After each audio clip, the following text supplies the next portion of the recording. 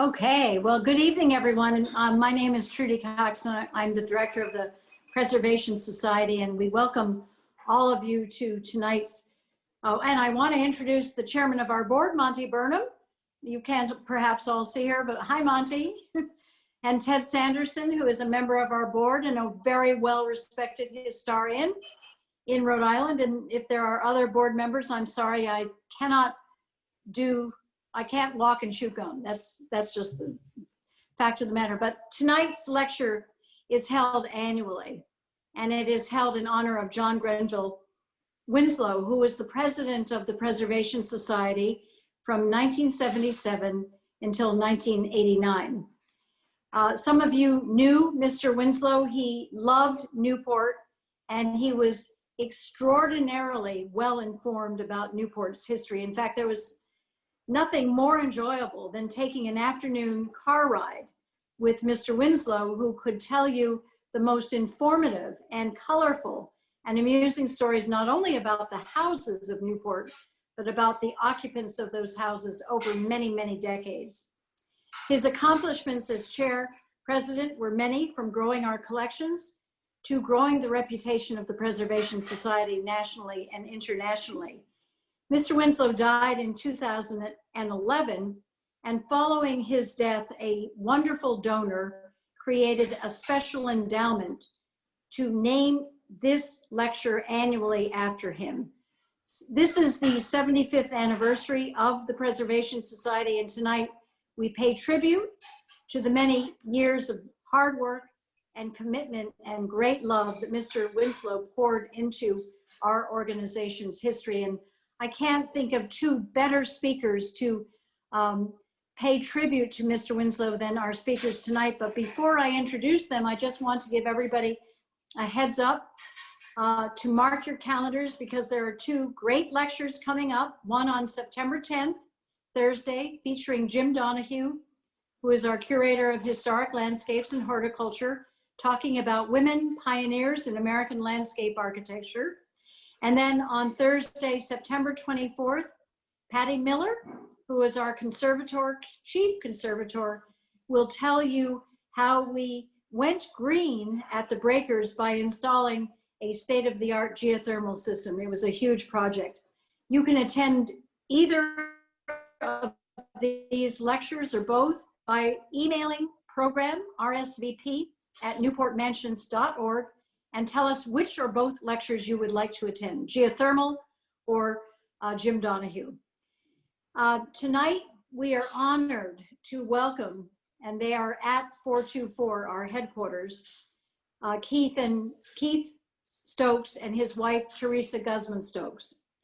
And let me tell you a little bit about them. Their lecture is entitled Power, Privilege, and Preservation, the History of African American Civil Rights in Newport, Rhode Island. Right before we went on, Keith made a joke about telling 300 years plus of Newport history in less than 50 minutes.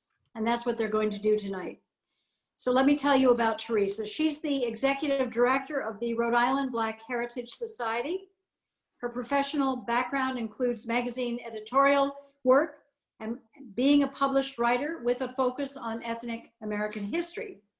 She has participated in and supervised dozens of historic preservation, genealogical, and cultural resource investigations throughout New England and Virginia. Her expertise is African Americans, Latin Americans, and Jewish history and genealogy. She's received a number of awards for her web design, her genealogical work, including Women Webmasters Award for Excellence and the Ancestry Connections Genealogical Award.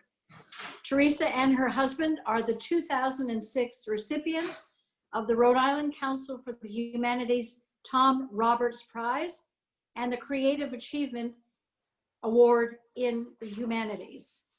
And Keith is the vice president of the 1696 Heritage Group, which is a historical consulting firm helping persons and institutions of color increase their knowledge and access to their unique American heritage. Mr. Stokes has a long, distinguished career in business and community development with degrees from Cornell University and from the University of Chicago. He served as the executive director of the Rhode Island Economic Development Corporation and the executive director of the Newport County Chamber of Commerce. In addition, he's been an advisor or a board member with the National Trust for Historic Preservation, Touro Synagogue Foundation, the Newport Historical Society, and our own Preservation Society, on which he served as a member of our board. Keith has numerous local, state, and national awards, including the United States Small Business Administration Small Business Advocate of the Year Award, the American Sale Training Association Leadership Award, the Rhode Island Black Heritage Society's Frederick Williamson Award, and the Historic Preservation Award, and the Rhode Island Martin Luther King Keeper of the Dream Award. So Keith, Theresa, thank you so much for joining us. We look forward to your remarks tonight. We are going to have questions and answers and finish exactly at 6:35. So Keith. Thank you, Trudy, and it's wonderful to be back to 424. And again, thank you, Trudy, the Board of Trustees of the Preservation Society, the staff, for what you do for our city, our state, and our nation in historic preservation. As Trudy said, we're going to try to present 300 years of history in about 50 minutes. The great thing about technology is that I'm sure this will be recorded, and we'll certainly make this available for further interest, further research, and certainly further questions. What I'd like to do is to begin the process, if we can set the slides up.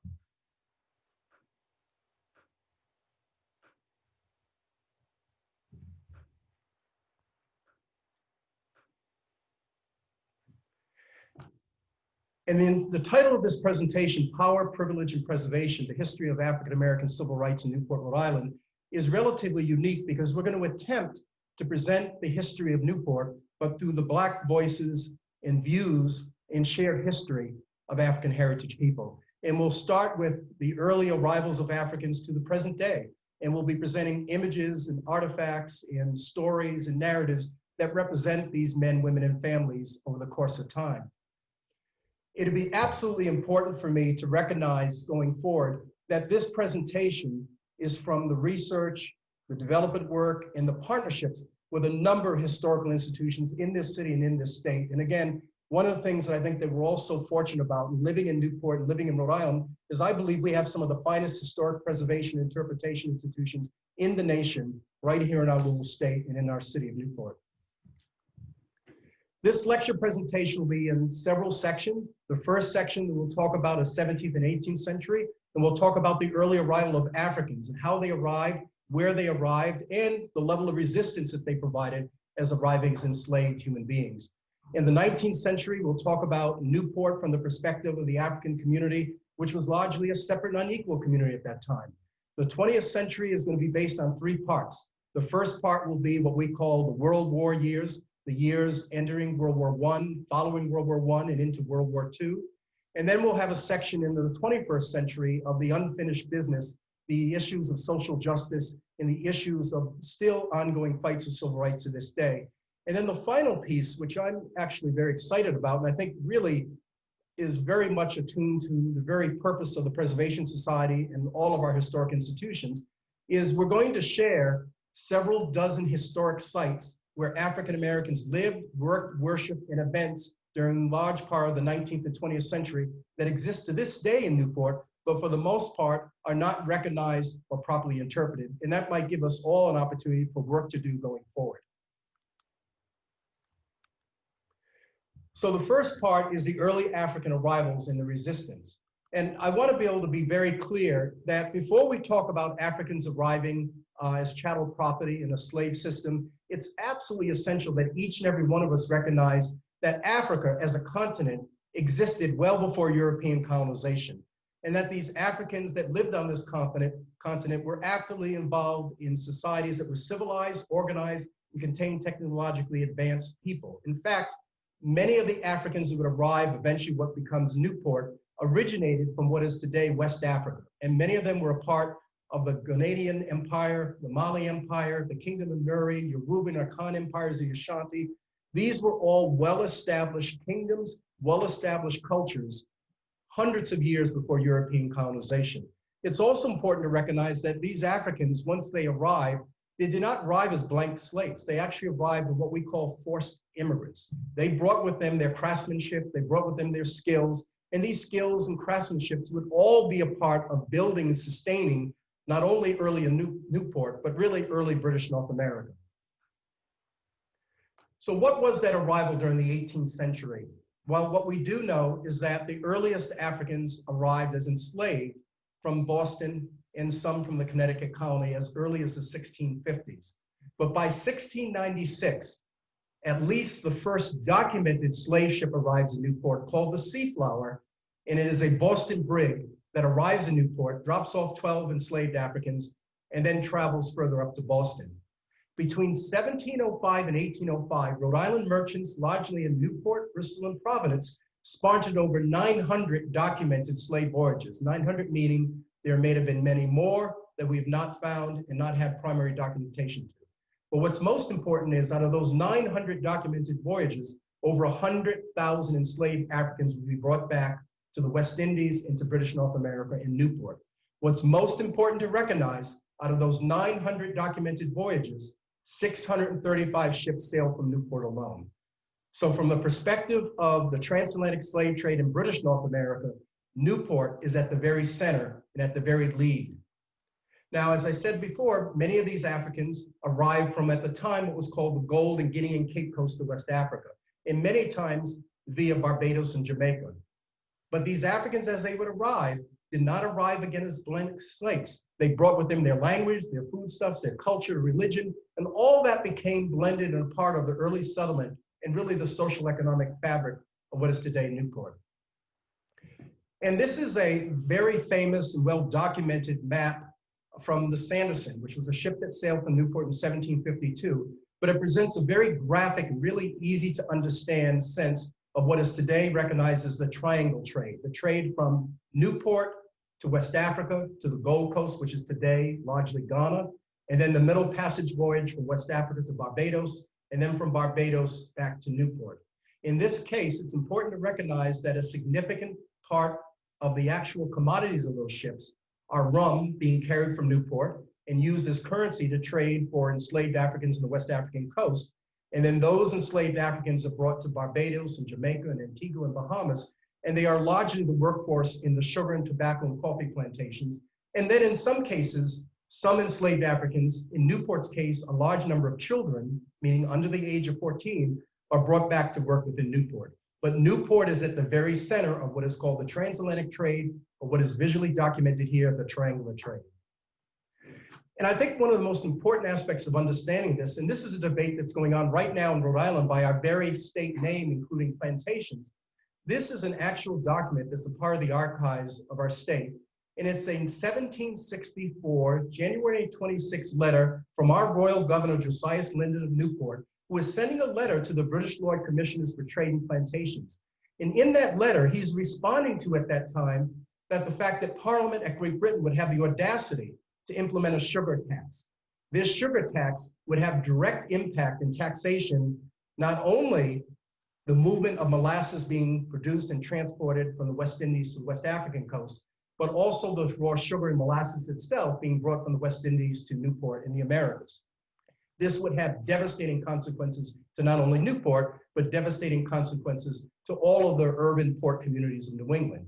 And in the letter, Governor Linden specifically recognizes these important points. One, that the colony of Rhode Island includes not much land larger than 30 miles square, and most importantly, most of the land is barren soil and not worth the expense of cultivation. We are not an agricultural-based economy. The economy of colonial Rhode Island is not based on agriculture, not based on cash crops. It's based on what he states is the quality and quantity of molasses. And he states molasses is the economic engine in the hands of the merchants of Providence, Newport, and Bristol. He goes on to say that there are 30 distilleries in the colony, 24 alone in the Newport waterfront at that time. So what's important to recognize is that the transatlantic slave trade, the participation of enslaved Africans in the West Indian plantations is directly tied to not an agricultural-based economy, but an urban maritime-based economy anchored solely in Newport, Providence, and Bristol. And again, one of the great ironies of that time is a quote that comes from an anonymous true son of the liberty in a Newport Mercury, January 8th, 1768, where he states, "If you say you have the right to enslave Negroes because it's for your interest, why do you dispute the legality of Great Britain enslaving you?" So for anyone that says the American Revolution was simply because of taxation without representation, they do not recognize the fact that that taxation was on the very goods and very products that centered on the enslavement of African men, women, and children. And Newport at the very center of that trade and economy. And one of the most important existing historic sites that we have in Newport that directly connects us to the transatlantic trade, to the African men and women, to the West Indian African heritage men and women, and the African men and women that lived and worked and worshiped and eventually died in colonial Newport, is God's Little Acre. God's Little Acre is a part of our common burying ground. Today, it has the largest and oldest existing collection of colonial markers that represent enslaved and free Africans of that period. And as you see on these three markers here, the top left one, it's a man from Barbados. And the bottom left is a wife of a man from the Cape Coast, which is Cape Coast Castle in today Ghana. And quite ironically, at the right, it's a marker of a 2.5-month-old boy who's listed as a beloved servant of the same Governor Josias Linden, who is urging Parliament not to tax and not to disrupt the transatlantic slave trade and the molasses production. So the irony of enslaved Africans, deeply involved and intricately involved in all aspects of the New England economy, and are very much involved in all aspects of the economy of Newport, again, as enslaved property. But it's important to recognize that these Africans, as they arrived, were not simply chattel property who simply took their lot in life. There's resistance, and that resistance is most dramatically understood and seen and documented through the runaways. We've been able to document over 200 ads of runaways in New England alone, mostly tied to Newport and Providence and Bristol. And what we find is that as these Africans were running away from their enslavement, in almost every case in the colonial period, they're not running north to Canada because Canada is a part of a French possession. They're not running south because for the most part, the South is still evolving. And for the most part, slavery is even larger and more oppressive in the American South at that time. And we find that most of the Africans that run away from Newport will hide in plain sight in African communities in Boston. Africans that are running away from New London, Connecticut are hiding in plain sight, living in African communities in Newport, and so on and so on. And in many cases, many of these African men and young boys would run away and they would become parts of sailing vessels. And as we begin to look at the primary and secondary documentation of that time, by the time of the American Revolution, nearly a quarter of the crew of all American sailing vessels include African heritage and indigenous men. So it's the sea that brings them to this continent, into this country, into this community as enslaved, but it's the sea that leads them to freedom. And it's important to end this colonial period by recognizing what I believe, and I stand by, and I'm quite proud to say, one of the earliest and most prominent early civil rights leaders here in Newport, Reverend Samuel Hopkins. Reverend Samuel Hopkins arrived in Newport. He becomes a minister of the First Congregational Church. He immediately becomes an active abolitionist. He immediately demands that everyone in his congregation either leave the trade or leave the church. Most left the church. But what's most important to recognize is that Samuel Hopkins now becomes an active and prolific writer in writing narratives of not only the evil of the slave trade and the owning of fellow human beings, he also begins to believe that Africans have certain civil rights as all men under a single God. And in 1776, 1 month before the Declaration of Independence, he creates a pamphlet and distributes it to each and every member of the Continental Congress, strongly suggesting that they build within this new, soon-to-be United States of America, separating ourselves from Great Britain, we build in a belief that all human beings should be free and slavery should be ended in America. He was largely ignored. What's most important about Hopkins is that he has a personal relationship with the African community, particularly the free community, By 1777, he's already devised a plan, working with, at the time, President Winthrop of the College of New Jersey, which is today Princeton University. He devises the plan to send the first 2 African men from Newport to be trained and educated as missionaries, with the larger goal of sending them back to Africa and to the West Indies to be able to convert and to expand Protestant religion. John Comino, Bristol Yama, 2 free African men of Newport, members of Samuel Hopkins' congregation, spend over 2.5 years in New Jersey learning to be missionaries, and it's all disrupted from the war. But what's most important is this is the first attempt in America of having 2 African men having access to education and training. By 1780, Samuel Hopkins begins to work with a group of free African men and does something that's absolutely astounding.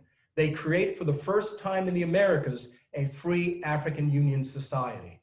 How do we know this? We know this because our Newport Historical Society has the original minute books and collections and diaries and letters connected to those men that established that African Union Society. That African Union Society was organized and led by a man named Abraham Casey, who was a chocolate grinder in the Aaron Lopez household.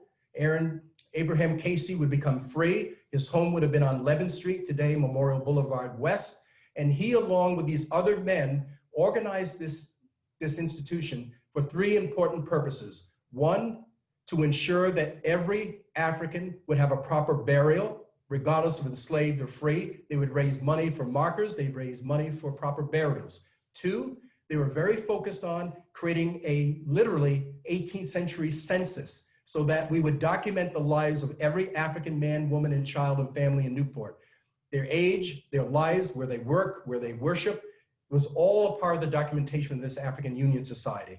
And then 3rd, and most importantly, they would begin to set up their own religious society. At that time, most Africans who had converted to Christianity were members of their master or mistress church. So if you were in a Quaker household and you were African, you were part of the Quaker Meeting House. We have 6 Africans listed as Israelites, a part of the Jewish congregation in Newport. But this African Union Society made the decision that they would, at one point, build, operate their own place of worship. And in fact, by 1780, these Africans in Newport are sending letters to other free Africans in Philadelphia, Boston, and Providence, urging them to organize their own free African societies. And over the course of 1780 to 1790, Newport, Philadelphia, Boston, and Providence all formed and organized their own African Union societies. Again, forming burial societies, educational support, record keeping, and most importantly, each and one of these Newport, Philadelphia, Boston, Providence societies would evolve into some of the earliest free Black churches in America, all centered around the ability of Africans in America having the ability to worship God freely through their own church, their own congregation, and their own contribution. So again, even though they arrived in the worst circumstances, enslaved human beings, here in New England, in the Northeast, and particularly in Rhode Island at Newport, very early on, they begin to organize, they begin to create their own African American institutions. And in fact, here in Newport alone, many of the origins of Newport's Black churches, which I'll talk about in a few minutes, all have their connections to the early African Union Society. The African Union Society would evolve into what becomes the Union Congregational Church. It's a congregational church in recognition of the first congregational church in Samuel Hopkins. Later, it is followed by the Mount Zion AME Church, which is very influenced on the AME churches in Philadelphia. And then later, as African Americans after the Civil War are now moving north and moving into Providence and Newport, they are now very focused on a Southern Baptist congregation. And we see the formations of the Shiloh Baptist Church and later the Mount Olivet Baptist Church in Newport. What's remarkable, because what makes Newport remarkable, each and every one of these buildings still stand. They may not have a use as a church, they may not have a use as a Black institution, but they still stand. So I want to now talk about the 19th century and what we title separate and unequal in Rhode Island. And what we find is that the early 19th century brings rapid change for Rhode Island's free African community. You have now in Newport and Providence, relatively large African American free communities. When I say large, they probably represent no more than 8% of the total populations of both communities, but that's possibly even larger than what we have today in 2020. They have established their own religious institutions, their civic organizations, and now in the early 19th century, they're very focused on ensuring that each and every one of their children have access to education. So it starts in Newport by 1808, and then it's followed very quickly in Boston, Philadelphia, and certainly Providence. These organizations begin to form and establish their own private African schools. And these schools are most important because they are owned by, operated by, and taught by fellow Africans and African Americans. And one of the things that you might notice in this is, as these Africans are establishing these early institutions, they're not called Negro institutions or colored institutions or Black institutions, they're African. They are African churches, African schools, African benevolent societies. That's how they saw themselves. They are Africans in America, Africans in Rhode Island and Newport. And at the aftermath of the Dorr Rebellion by 1842 and the new Rhode Island Constitution, African heritage men, they received the right to vote. But ironically, not Narragansett Indians, and many mixed heritage people who were of Narragansett and African descent. And by the middle part of the 19th century, the focus in Providence and Newport, led by the Union Colored Congregational Church of Newport, is the focus on now that having a private African school is not enough. We can never raise enough money to have the right books, the right supplies, the right teaching. I mean, these are issues that we debate to this very day within urban communities. So it's now the African American leaders of Providence and Newport that are solely focused in the middle part of the 19th century to ensure that every child has a right to public education equally, regardless of color. And in 1866, the year after the American Civil War, Rhode Island institutes its own integration of public schools law, specifically stating that no distinction shall be made on account of race or color of the applicant. And as the 19th century proceeds, and again, the Civil War has ended, African Americans now are very focused on building lives for themselves, having the simple rights of where to work, where to live, where to dine, what activities they may take part in. They are very focused now at this time of ensuring that they have free rights of movement as any citizen, voting citizen within Rhode Island. And there are three African American men, George Downing, Reverend Mahlon Van Horn, and Thomas Wentworth Higginson, that take a lead in promoting very aggressively in adopting and enacting by 1885 the state's first true Civil Rights Act. And this act specifically states that no person within the jurisdiction of this state shall be debarred from the full and equal enjoyment of the accommodations, advantages, facilities, and privileges of any licensed inns and so on. What's most important is that it makes a clear statement that anyone and everyone, and particularly people of African descent, have free use and access and enjoyment in the state of Rhode Island. Also in 1885, one of the men that led that effort, Reverend Mahlon Van Horn of Newport, becomes the first elected African-American person to Rhode Island General Assembly. So now for the first time, African-Americans are fully engaged in representative government at the highest levels of state government in Rhode Island. And I just want to briefly highlight these three men because any discussions about civil rights in the 19th century of not only Newport or Rhode Island or the nation include these three men. They are ours. The first, Thomas Wentworth Higginson, Colonel Higginson during the American Civil War. He is a Unitarian minister. He becomes a colonel at the time of the 1st South Carolina Voluntary Infantry Regiment. That regiment was organized 6 months before the Massachusetts 54th Regiment.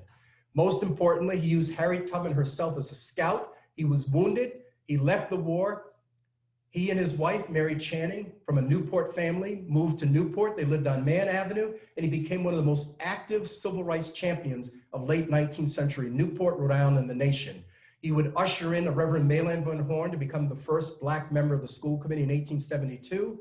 He worked with George Downing, as I said before, in desegregating schools in Rhode Island, and he personally took it upon himself to ensure that every Black citizen in Newport at that time had equal access to jobs, to worship, and to political opportunities.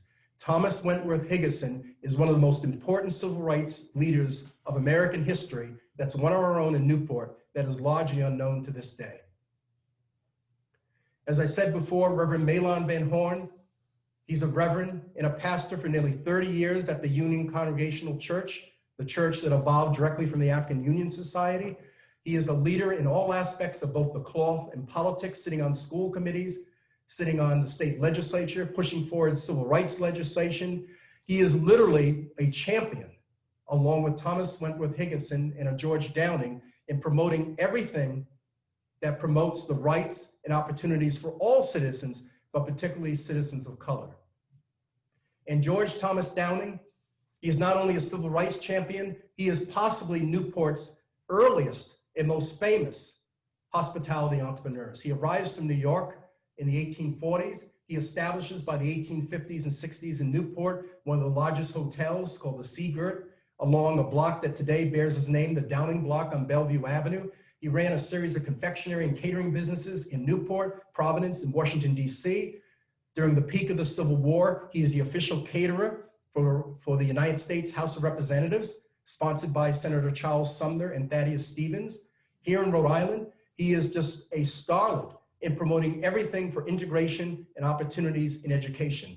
By the end of the Civil War, he and a group of other African Americans across New England would form the American Colored Union Labor League to begin to organize and to allow newly freed enslaved men and women the opportunity to organize through labor unions and be able to move from work in the fields to work in the urban cities. In fact, many African American families to this day that live in Newport were part of early families that George Downing had literally opened the doors for them to move from Virginia and Maryland to Newport after the American Civil War.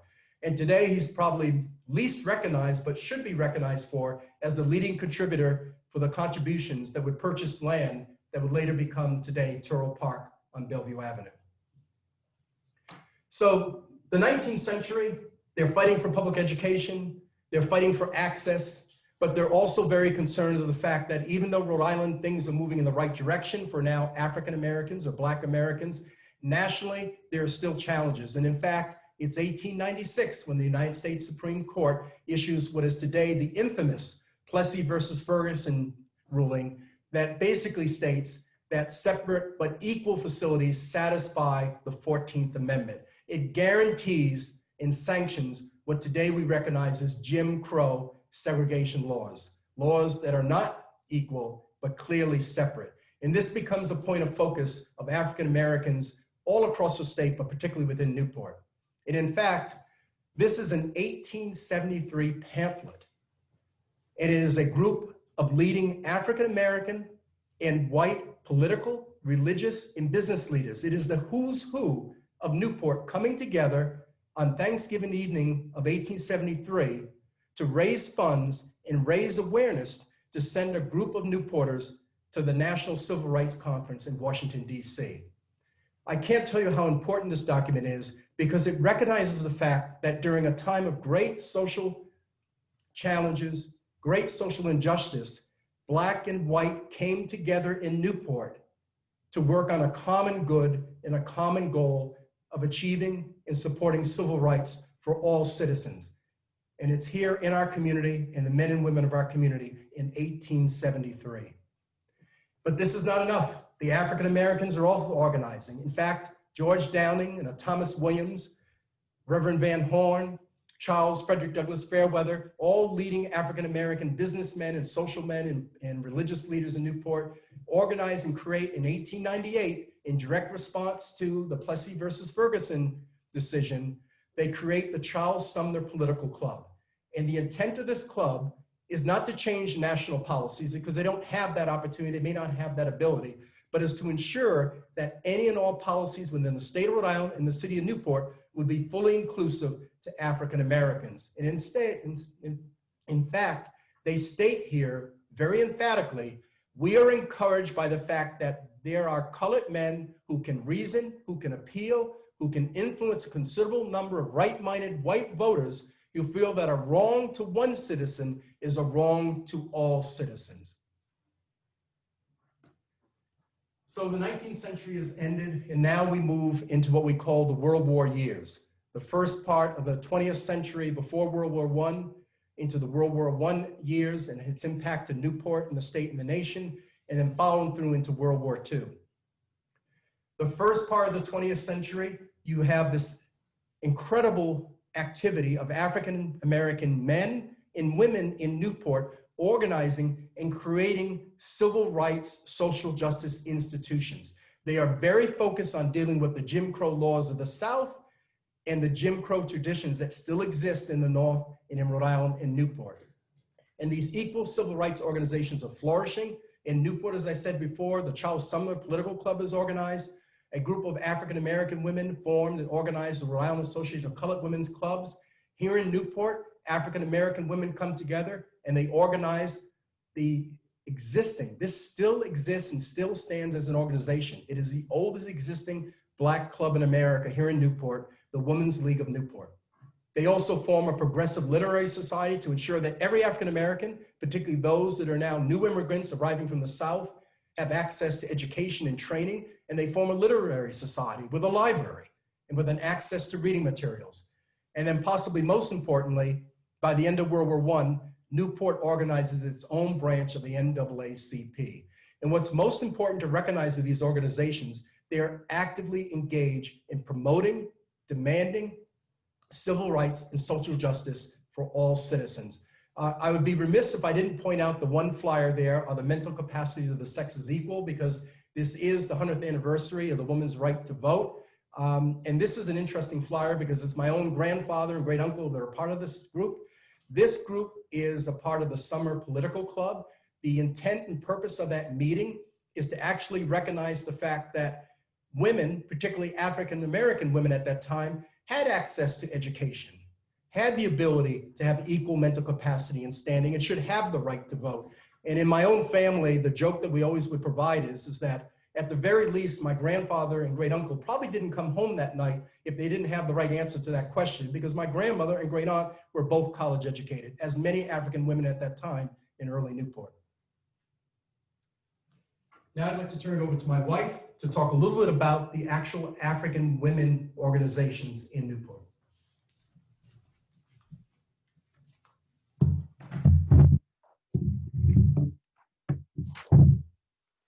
In 1896, the women's suffrage movement had already experienced a split. Half of them believing that they should support the 15th Amendment and half of them believing they should not support the 15th Amendment for the major reason that it would allow Black men to have the vote before white women. In addition to that, many women of color did not feel welcomed and in fact were not invited to many of the meetings of the suffrage movement. Not to be deterred, the women got together nationally and formed their own clubs. Many of these clubs were either church-based, civic-based, or just social clubs, but all of them with the idea in mind that they were going to support the suffrage movement. In 1896, two of the major women's organizations, the Afro-American Women's Organization and the Association of Clubs, came together and created the National Association of Colored Women's Clubs, organized in Washington, D.C. One of the women who helped to found this club and also created clubs in Rhode Island and in Newport, creating the Women's League of Newport, was Mary H. Dickerson. The major political campaign for the clubs is advocating for anti-lynching laws, not only suffrage. In addition, they fought for equal rights in education, and they were looking for equal pay and equal opportunities to jobs.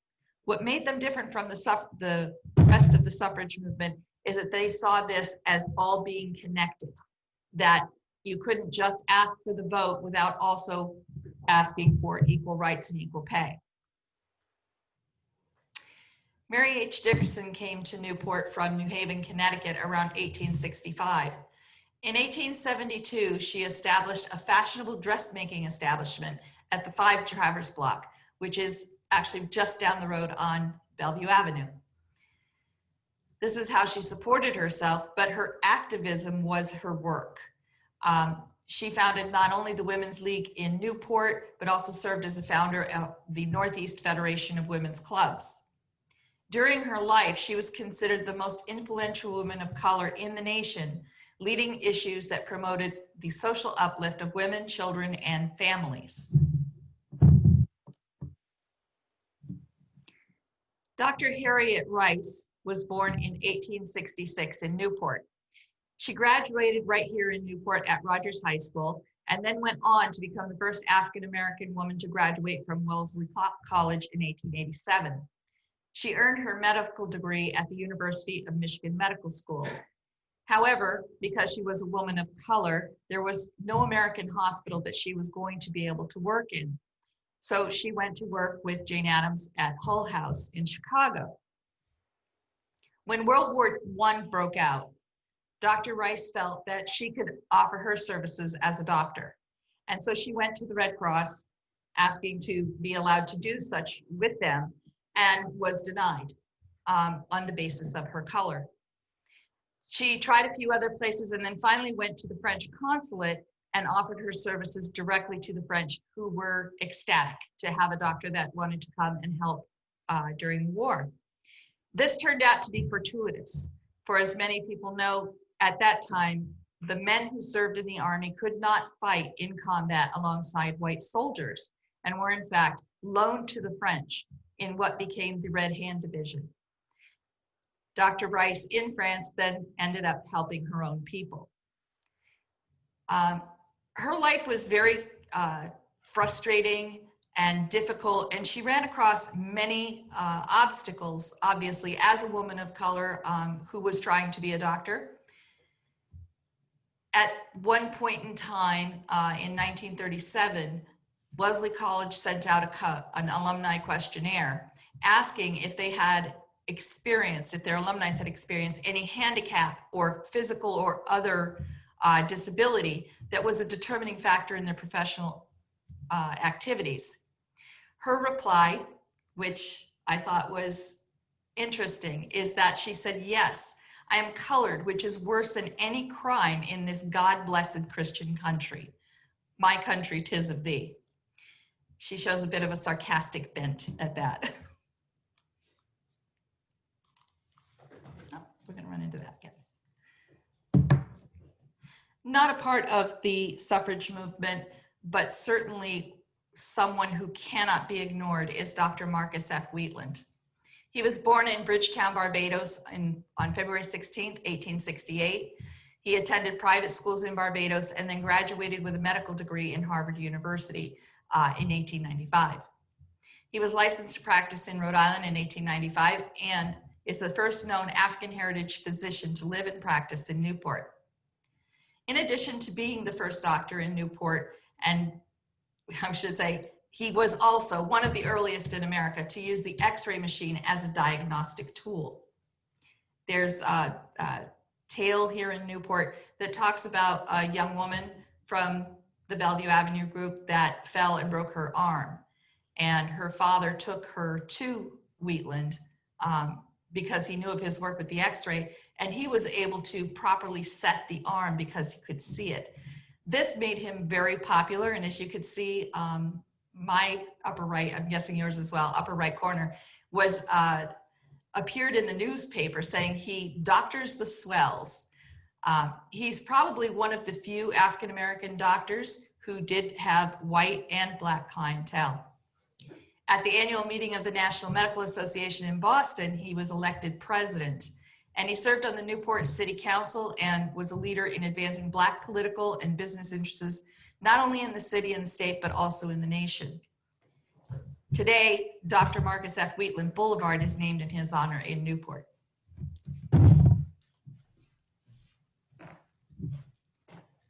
So we have a sense of particularly African Americans that are fighting for and receiving and benefiting from their work for social justice and equality. And Newport also becomes a place that attracts some of the most important early African American medical, business, political leaders, not only in the country in Rhode Island, but certainly anywhere at that time.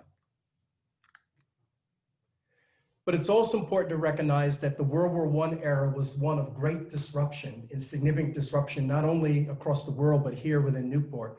And we find as the war is winding down, it's now the NAACPs that are now taking a new focus on those that would arrive after the war, those veterans who would serve, and what life they would have in America, in Rhode Island, and in Newport. In fact, W.B. Du Bois in the NAACP states and proclaims, We have returned from fighting. We've returned from fighting, make way for democracy. And here in Newport, it is the African-American community that is now very focused on, tied to the Black church, on promoting and securing that level of democracy and equal rights. But there's also a challenge in Newport because we're also now facing what we call today Jim Crow traditions. And in fact, by 1917, at the waning edge of the war, Newport literally has a population of 40,000 people. Nearly a third of those people are armed service members in the United States Navy or the Army. One of the great challenges that Newport faced at that time was to have this significant free and active Black community, many of them living downtown, operating businesses, and now they're now interacting with sailors and soldiers coming from the American South who are bringing with them their Jim Crow beliefs and Jim Crow traditions. And in fact, at one point, Reverend Lucas of the Mount Olivet Baptist Church writes a letter to the editor asking that every African-American in Newport abide by their own curfew and really be careful in walking the streets because of the level of violence by armed service members directed to particularly African-American women. Fortunately, there is never a case of a race riot because between 1917 and 1920, there are dozens and dozens of race riots across America, including Boston and London, Connecticut, but never the case in Newport. And that's a testament of the fortitude, the organization of the African-American community led by the Black churches of Newport. And in 1919, Reverend Lucas at the Mount Olivet Baptist Church organizes the Newport branch of the NAACP. And he is joined by the leading African-American men and women of Newport at that time in setting up that organization, which exists to this day and is active to this day.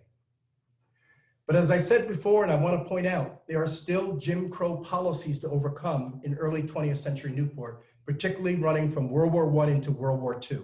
During World War II, armed servicemen and women had the opportunity to access and enjoy amenities at the Army Navy YMCA, a building that still stands on Washington Square. But unfortunately, Jim Crow policy traditions existed in Newport where African-American men and women could not take part, could not enter, could not be served in the YMCA at Washington Square. In fact, many African-American men and women who had arrived here serving their country, bleeding for their country, in some cases dying for their country, had no opportunity to enjoy themselves at that YMCA until 1944, with the leadership of the National NAACP and others, colored USOs were being established to allow African Americans to partake in the amenities that all servicemen fought for and deserved to have.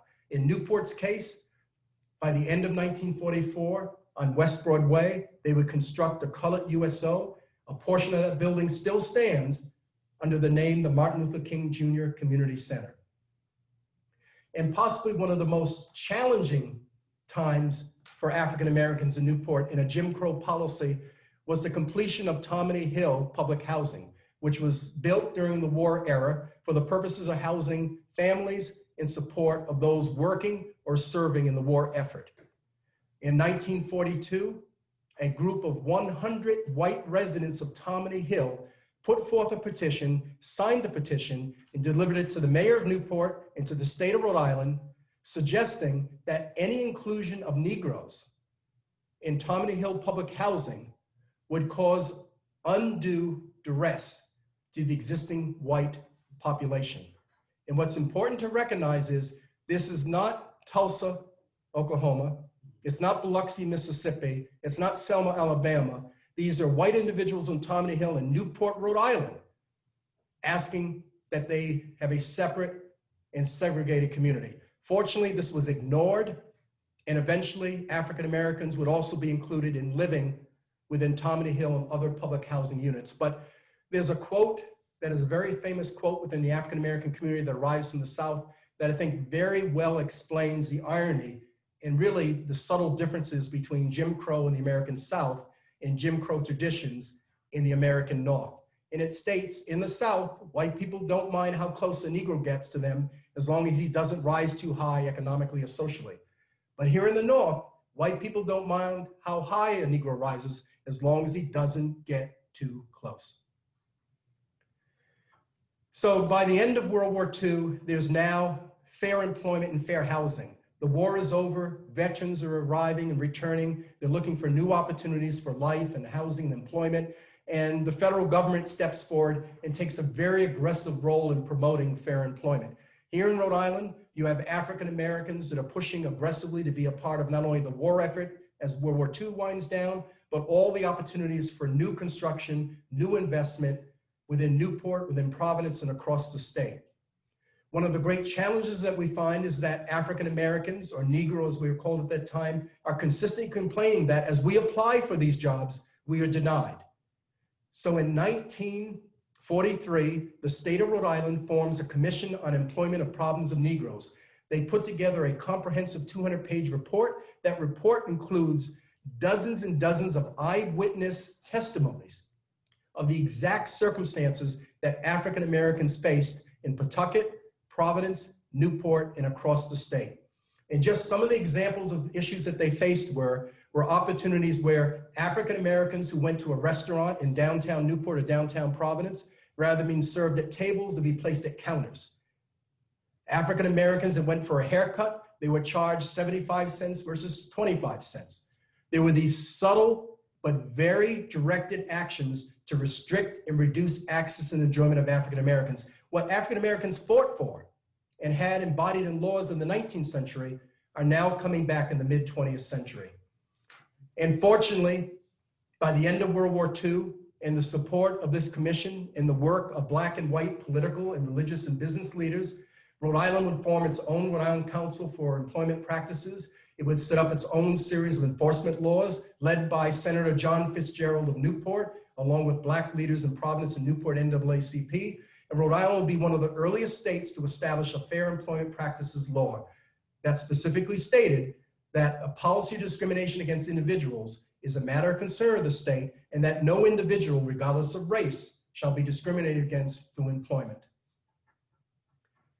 Fair housing becomes the next challenge because, again, as employment is gained and employment discrimination enforcement is in place, now African Americans are facing discrimination within housing. And in fact, in post-World War II, there are two significant federal laws that are enacted that change the trajectory of living, working, and transportation all across America. In 1956, the Federal Highway Act would open the door of the building of the interstates. In Rhode Island's case, you see Interstate 95 and Interstate 195. The Federal Housing American Act of 1949 establishes what is today recognized as the Department of Housing and Urban Development. But the Housing Urban Development have incredible powers of eminent domain, powers of capitalization, powers of removing blight, and they pass those powers on to states and municipalities who now have federal state authorities to create public housing authorities and urban redevelopment agencies. Here within Newport, Newport now has a newly established housing authority by the 1950s, and it also has an urban redevelopment authority. I also want to point out that at that time, while fair housing laws were in place to protect public housing, and public housing authorities were in place to allow equal access for all people who would qualify, private housing was still a challenge. And starting in 1958 and completed with Rhode Island's own Fair Housing Practice Law in 1965, public and private housing were now required to provide equal access regardless of race, ethnicity, or religion. But I want to go back to urban redevelopment because, again, in places such as Newport, Providence, New Haven, Bridgeport, Boston, New Bedford, each of these urban cities now had a very focused activity where urban renewal and urban redevelopment would identify blighted areas, would enter those blighted areas with powers of eminent domain, meaning they could, federal government, state government, city government could take properties and have federal, state, local public dollars to redevelop that area. One of the great challenges of urban renewal is that its positive intention was to remove blight. Its negative intent was to deconstruct historic neighborhoods, particularly historic neighborhoods that were populated by African heritage and limited income residents. In the case of Newport, urban redevelopment policies would begin to anchor the civil rights debates and issues between 1950 and 1980. The urban redevelopment areas of Newport that were particularly focused on removing blight and redeveloping were the West Broadway neighborhood, the Point neighborhood, and today Memorial Boulevard which at the time would have been Cannon Street, Levin Street, and Bath Road. These urban redevelopment policies had a direct impact in not only just deconstructing properties and neighborhoods, but dislocating scores and scores of largely African heritage and limited income people across the Northeast, and particularly here within Newport. And in Newport's case, many of our historic buildings within the West Broadway neighborhood were demolished and lost. Many of our historic buildings on, again, what at the time was called Cannon Street and Levin Street, which is Memorial Boulevard West, running from Thames Street to Spring Street, then on to Bellevue Avenue, were either taken down, dismantled, demolished, or in the case of some historic properties, the Newport Restoration Foundation would step in, acquire those properties, and then rescue them by transporting them and setting them up in other parts of the city. But what's ironic is the fact that nearly all those properties were a part of a fabric of an African heritage community that dated back to the 18th century. And unfortunately, while buildings and properties were saved and restored, not the lives of people. And again, this slide provides you a very vivid account of what Cannon and Levin Streets, which is today Memorial Boulevard, looked like, the quality of the housing, the historic housing, and today what's been largely lost. And I just want to point out the importance of this because again, West Broadway neighborhood between 1865 and 1960 had a large, vibrant African-American community. African-American men, women, and families owned businesses, lived in homes, and had vibrant lives. And for the most part, most of those properties and most of those families were dislodged or dislocated or deconstructed. And the same in what, again, the Levin Street, Bath Road neighborhood, what is today Memorial Boulevard, had a vibrant African-American community with several Black churches, places of business, and most importantly, places where people lived, worked, and worshiped. And again, largely lost during the redevelopment and urban renewal era of Newport. So I want to finish with the unfinished business and why Black Lives Matter in history and why Black Lives Matter today and in the future. And I think it's important to recognize the fact that in the 1960s and led by Martin Luther King, it ushers in a new era of a focus on African-American civil rights. In fact, if we were to go back to 1965, be it in Newport or Providence across America, the significant percentage of non-white populations were largely people of African descent. So the focus on programs, Great Society programs, economic development programs, job programs were very focused on and targeted, rightfully so, on African Americans.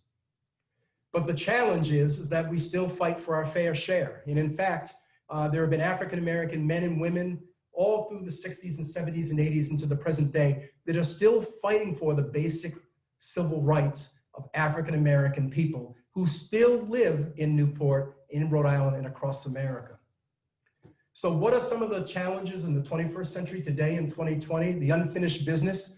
I think we can all recognize that the civil rights movement of early Newport in America, it shifted hearts and minds and laws. I hope that all of you that listened today and stayed with us today could clearly see some of the historic men and women and historic institutions that were all a part of the fabric of Newport history that were largely tied to African American history. But we also have to recognize that many of the solutions that we have today can be no less more sweeping or righteous or persistent than what was done in the 18th century by a Samuel Hopkins, or the 19th century by a George Downing, or the earlier 20th century by a Mary Dickinson. So I would say today that the civil rights unfinished issues that we need to tackle and bring forward and resolve to make a better Newport, a better America, include criminal justice and police reform. It's recognizing and addressing the disproportionate rates of incarceration of African Americans. It's immigration reform. It's religious tolerance for all religions and those of no religion. It's equality education regardless of a zip code, something that the African community has been fighting for in this community for nearly 300 years. It's economic empowerment, the rights to have education and training for a quality job and a quality life. And then most importantly, something that we're all fighting to this day, having healthcare equity, particularly within a pandemic. The CDC and the Rhode Island Department of Health will tell you the populations of Rhode Island that have the highest incidence of negative occurrences to the COVID virus are African American and Latinos, particularly in urban cities and enclaves. So let me leave you with, I think, a very important statement of our very important Reverend Malon Van Horn, our first Newport Black School Committee member, our first Black representative. And he stated in an 1887 narrative on the future of Negroes in Rhode Island, he stated that he believed the day is coming, not far off, when in the Commonwealth of Rhode Island, the stomping ground of soul liberty will become the home of the free and the land of the truly brave, the home of the free where fair play in all walks of life will be accorded. Reverend Van Horn believed in this. He lived a life of this in 1887. And I think we have an obligation in 2020 going forward to carry out that belief. So my final two slides, I hope are going to be the most important, and those slides that begin an opportunity for people to do something, to commit to something, to support something. And particularly in what we do well in Newport, and what we care about greatly in Newport, historic preservation. I'm going to offer you a list of African heritage historic sites for preservation consideration. Most are in private ownership. Most do not have, in fact, nearly all do not have African-American institutional or family or personal connections, but they exist in this city, and each and every one of them have a specific historic tie to the men, the women, the families, and events that we talked about this past hour.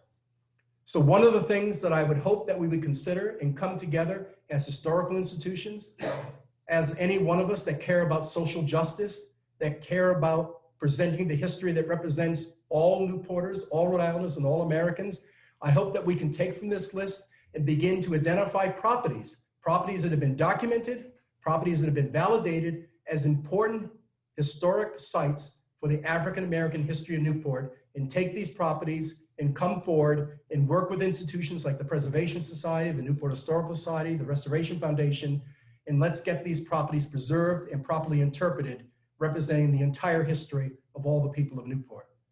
So I want to thank you for taking this time, 300 years, a little over an hour, a lot of work to do, a lot of work ahead, but I want to be very clear and humble to the fact that this presentation is dedicated to the memory and lifelong accomplishments of Rhode Island's first Black mayor, an education social justice leader, one of Newport's own, born and raised and contributed, Paul L. Gaines.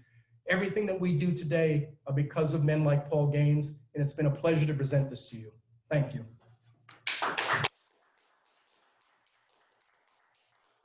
Bravo, bravo, Keith and Theresa. Wonderful presentation. And for those of you who have been listening intently, this is going to be online. This is one lecture that I think many of us will want to listen to several times again. We have a few minutes. I told everybody we'd have questions and answers. And Keith and Theresa, you hit on so many things. I have thousands of questions, but we can't go on all night. But one of the questions that we have, and we're going to have to end it, unfortunately, and we're going to bring you back, okay, is how did Rhode Island's marine economy affect abolition activities, if at all? Are there any details on the lives of the founders of the Free African Union Benevolent Society? Well, I'm going to take the second question. There are a lot of details about the founders. Too many to answer tonight because I know that you have limited time. However, I'm going to invite everyone who would like to email me directly at sunny.stokes@riblackHeritage.org or visit our website at riblackHeritage.org.